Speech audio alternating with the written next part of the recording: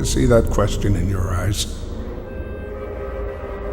For what purpose do we remain alone in the dark? Beginning the descent. Cruising depth in roughly 2 minutes. Stand by. I ask myself that very same question. I'm seeing some voltage irregularities on the instrument, so keep an eye out for sparks or flames or anything like that. Why would there be flames?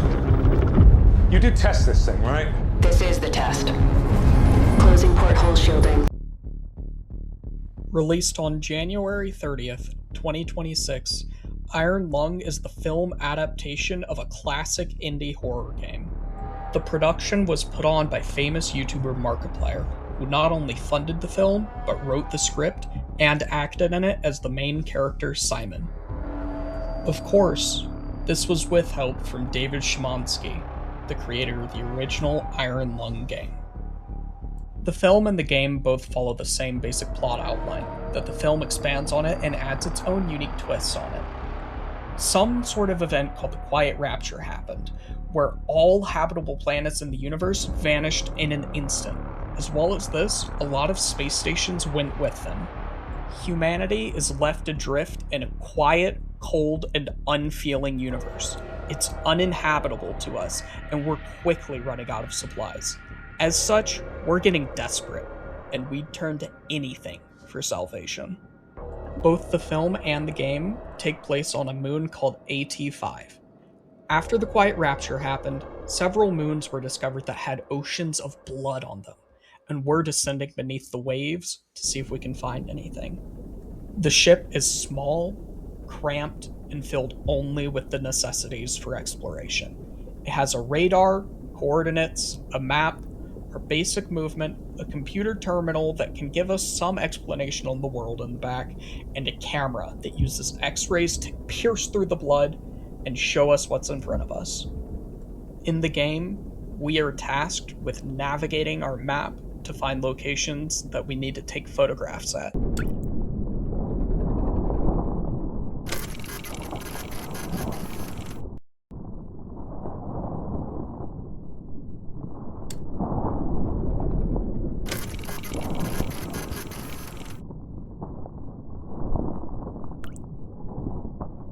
The game doesn't really tell us much about our protagonist, but we do know that we're a convict who's been essentially forced into this program.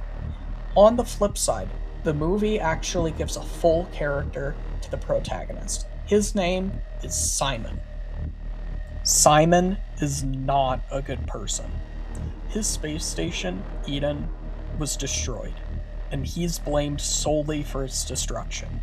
As well as that, we know that he murdered a massive amount of people.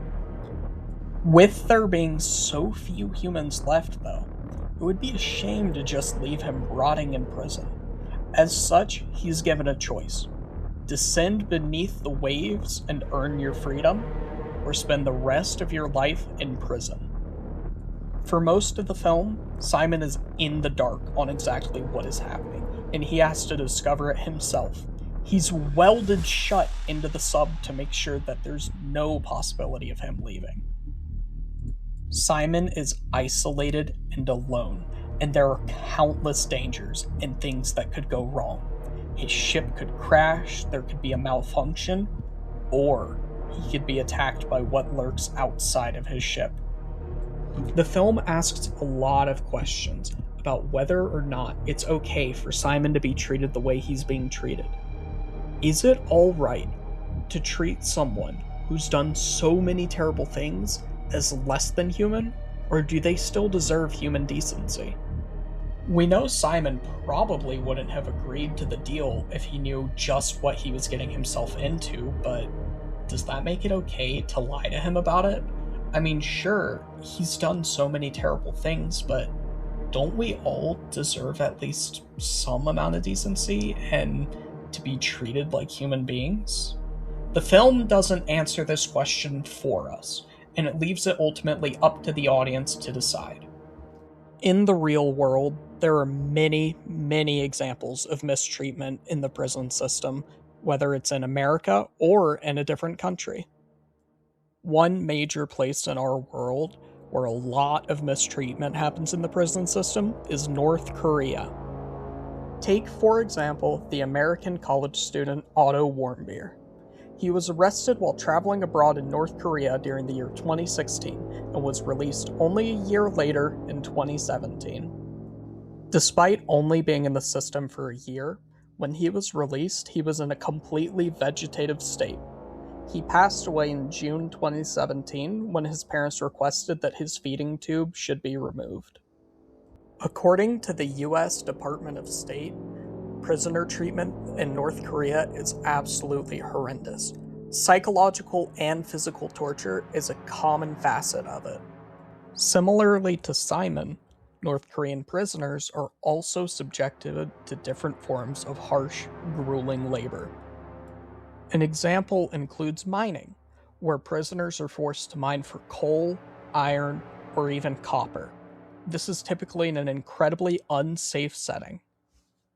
Another area where prisoner labor is used is manufacturing.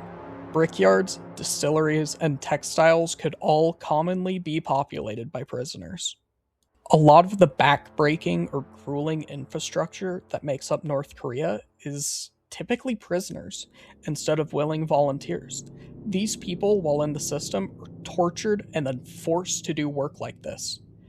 While Simon was a mass murderer, prisoners in the real world, like those in North Korea, can typically be people who have committed far less severe crimes and are being punished just as harshly.